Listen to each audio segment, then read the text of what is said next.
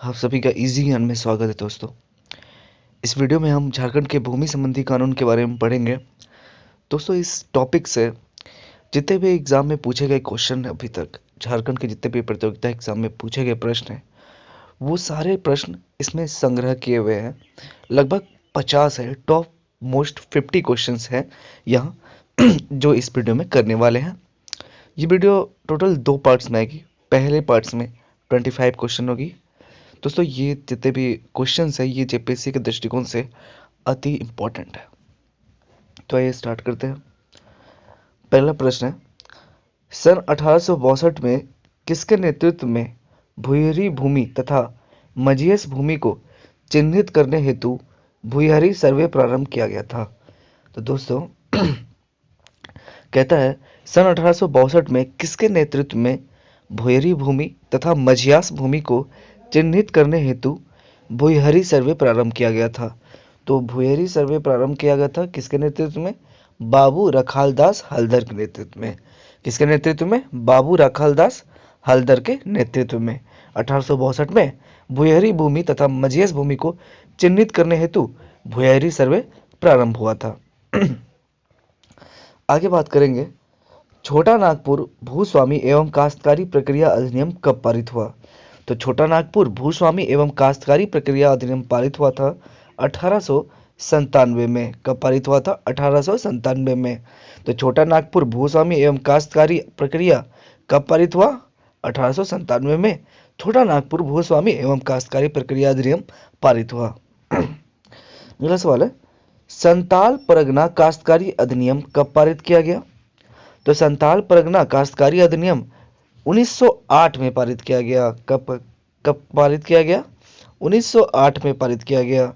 संताल परगना काश्तकारी अधिनियम 1908 में पारित किया गया। अगला सवाल है,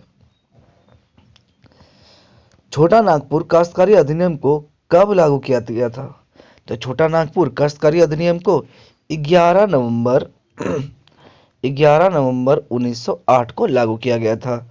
तो छोटा नागपुर काश्तकारी अधिनियम को कब लागू किया गया था? 11 नवंबर 1908 को। अगर पूछे तो पारित कब किया गया था? तो 1897 को। ठीक है। और संताल परगना अधिनियम कब पारित किया गया था? तो 1908 को। अगला सवाल है, छोटा नागपुर काश्तकारी अधिनियम का खाका किसने तैयार किया था? तो छोटा नागपुर काश्तकारी अधिनियम का खाका तैयार किया था जॉन एच हॉफमैन ने। किसने किया था? जॉन एच हॉफमैन ने। तो जॉन एच हॉफमैन ने छोटा नागपुर काश्तकारी अधिनियम का खाका तैयार किया था। अगला सवाल कहता है, छोटा नागपुर काश्तकारी अधिनियम कुल कितने अध्यायों में विभाजित है? तो छोटा नागपुर काश्तकारी अधिनियम कुल 19 अध्यायों में विभाजित है। तो छोटा नागपुर काश्तकारी अधिनियम कुल कितने अध्यायों में विभाजित है? तो 19 अध्यायों में विभाजित है छोटा नागपुर काश्तकारी अधिनियम।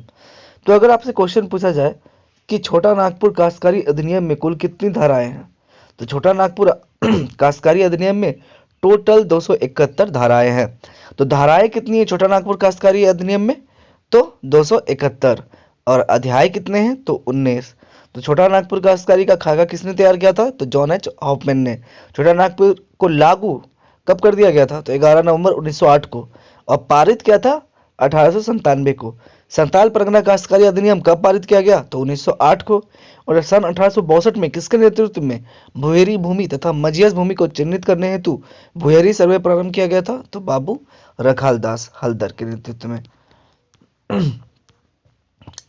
अब पढ़ेंगे हम अगला सवाल, छोटा नागपुर काश्तकारी अधिनियम का एक प्रमुख उद्देश्य क्या है? तो छोटा नागपुर काश्तकारी अधिनियम का एक जो प्रमुख उद्देश्य है वह है भूमि संबंधी विवादों का निपटारा। इसका प्रमुख जो है बहुत ही प्रमुख उद्देश्य है कि जितने भी भूमि संबंधी विवाद है उसका निपटारा हो सके। यही इसका मेन मोटिव है, यही इसका मेन उद्देश्य है छोटा नागपुर काश्तकारी अधिनियम का। अगला सवाल है कि सीएनटी एक्ट के तहत ऐसे जंगली भूमि जिसे भूस्वामी के अतिरिक्त किसी अन्य कृषक द्वारा तैयार किया गया हो क्या कहलाता है? तो सीएनटी एक्ट के तहत ऐसी जंगली भूमि जिसे भूस्वामी के अतिरिक्त, जो उसका मालिक नहीं है उसके अतिरिक्त जो है किसी अन्य कृषक द्वारा तैयार किया जाता है तो क्या कहलाता है? तो उसे कोरकर कहते हैं। ऐसे आदमी जो जो ऐसा जंगली भूमि जिसका जो भूमि का जो मालिक वो नहीं है, ठीक है, वो मतलब मालिक का जो भूस्वामी है, जो भूस्वामी है उसके अतिरिक्त है वो व्यक्ति, ठीक है, अगर उन्होंने तैयार किया है तो उसे कोरकर कहेंगे। तो 78 के तहत ऐसी जंगली भूमि जिसे भूस्वामी के अतिरिक्त किसी अन्य कृषक द्वारा तैयार की गई हो कहलाता है कोरकर। क्या कहलाता है? कोरकर। अगला सवाल है कि वैसी भूधृति, ठीक है दोस्तों, वैसी भूधृति जिसे परिवार के पुरुष वारिस ना होने पर रैयत के निधन के बाद पुनः भूस्वामी को वापस कर दिया जाता है, उसे क्या कहते हैं? तो वैसी भूधृति जिसे परिवार के पुरुष अगर वारिस ना हो और रैयत के निधन के बाद पुनः भूस्वामी को वापस कर दिया जाता है तो उसे कहते हैं पुनर्ग्राह भूधृति। क्या कहते हैं? पुनर्ग्राह भूधृति। क्या कहते हैं? पुनर्ग्राह भूधृति। तो ये बेसिकली पुनर्ग्राह भूतृति ऐसी भूतृति होती है जिसे परिवार के पुरुष वारिस ना होने पर रैयत के निधन पर बाद पुनः भूस्वामी को वापस कर दिया जाता है। अगला सवाल बात करें तो बंगाल, बिहार, ठीक है, बंगाल, बिहार और उड़ीसा में अंग्रेजी सरकार द्वारा कब स्थायी बंदोबस्त लागू किया गया था? तो बिहार बंगाल, बिहार और उड़ीसा में तो कब स्थायी बंदोबस्त लागू किया गया था? तो 1793 में। 1793 में। बहुत इंपॉर्टेंट क्वेश्चन। कब लागू किया गया था? 1793 में स्थायी बंदोबस्त लागू किया गया था बंगाल, बिहार और उड़ीसा में। अगला क्वेश्चन है अनाधिभोगी रैयत है। तो अगर अनाधिभोगी रैयत के बारे में बात करें तो ये एक प्रकार का रैयत का एक प्रकार है, ठीक है, तो ये क्या है? रैयत का एक प्रकार है। अनाधिभोगी रैयत क्या है? रैयत का एक प्रकार है। अगला सवाल वह व्यक्ति जो किसी व्यक्ति की जमीन खेती कार्य हेतु धारण करता है, वह व्यक्ति जो किसी व्यक्ति की जमीन खेती कार्य हेतु धारण करता है तथा उसका लगान चुकाता है उसे सीएनटी एक्ट के तहत क्या कहा जाता है? तो भूधारक कहा जाता है। क्या कहा जाता है? भूधारक कहा जाता है, ठीक है। वह व्यक्ति जो किसी व्यक्ति की जमीन खेती कार्य हेतु धारण करता है तथा उसका लगान चुकाता है तो उसे सीएनटी एक्ट के तहत क्या कहा जाता है? भूधारक। अगला सवाल वह मुंडारी, ठीक है, वह मुंडारी जिसने जंगली भूमि के किसी हिस्से को जोत में लाने हेतु भूमि का अधिकार अर्जित किया हो उसे सीएनटी एक्ट के तहत क्या कहा जाता है? तो वैसे मुंडारी जिसने जंगली भूमि के किसी हिस्से को जोत में लाने हेतु भूमि का अधिकार अर्जित किया है उसे सीएनटी एक्ट के तहत कहा जाता है मुंडारी खुटकट्टीदार। क्या कहा जाता है? मुंडारी खुटकट्टीदार। अगला सवाल है छोटा नागपुर, ठीक है, छोटा नागपुर भूधृतीय अधिनियम 1869 के तहत तैयार रजिस्टर में शामिल भूमि को कितने वर्ष तक धारण करने पर भूयरी को स्थायी बंदोबस्त समझा जाएगा? ठीक है, तो छोटा नागपुर भूधृतीय अधिनियम 1869 के तहत तैयार रजिस्टर में शामिल भूमि को किसमें? तैयार रजिस्टर में शामिल भूमि को लगभग 12 वर्षों तक धारण करने पर भूयर को स्थायी बंदोबस्त समझा जाएगा, ठीक है। तो छोटा नागपुर भूधृतीय अधिनियम 1869 के तहत तैयार रजिस्टर में शामिल भूमि को 12 वर्षों तक धारण करने पर भूयर को स्थायी बंदोबस्त समझा जाएगा। तो अगर हम बात करें तो वैसे मुंडारी जिसने जंगली भूमि के किसी हिस्से को जोत में लाने हेतु भूमि का अधिकार अर्जित किया है तो उसे सीएनटी के तहत क्या कहते हैं? मुंडारी खुटकट्टीदार। और छोटा नागपुर भूधृतीय अधिनियम 1869 के तहत तैयार रजिस्टर में शामिल भूमि को कितने वर्षों तक धारण करने पर भूयर को स्थायी बंदोबस्त समझा जाएगा? तो वो है 12 वर्ष। कितना वर्ष? 12 वर्ष। अगला सवाल है सीएनटी एक्ट के किस धारा के तहत सिंहभूम जिले के सरायकेला और खरसावां अनुमंडल में रैयत द्वारा फलों के उद्यान, खलिहान और खाद गड्ढा के रूप में प्रयुक्त जोत के लिए कोई लगान भुगतान नहीं किया जाएगा? वो है धारा 24 के अंतर्गत, ठीक है। तो सीएनटी एक्ट की धारा 24 के तहत सिंहभूम जिले के सरायकेला और खरसावां अनुमंडल में रैयत द्वारा फलों के उद्यान, खलिहान, खाद खड्डा के रूप में प्रयुक्त जोत के लिए कोई लगान भुगतान नहीं किया जाएगा।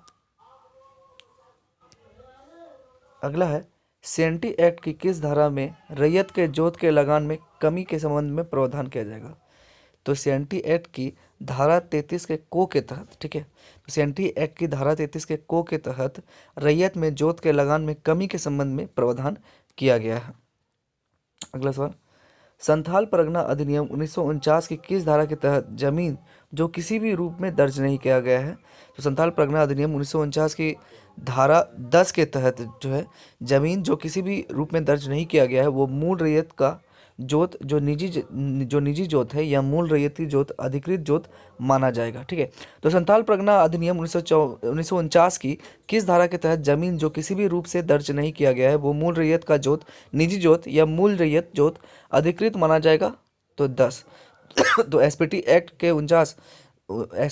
1949 के धारा 10 के तहत जो है किसी भी जमीन जो है वो किसी भी रूप में दर्ज नहीं किया जाएगा, वो मूल रैयत का जोत या मूल रैयती जोत माना जाएगा। अगला सवाल है, संथाल परगना काश्तकारी अधिनियम 1949 की धारा 33 के अंतर्गत कोई भी बंजर भूमि का बंदोबस्ती रद्द करने के योग्य है अगर उसमें 5 वर्ष तक का कृषि ना किया गया हो।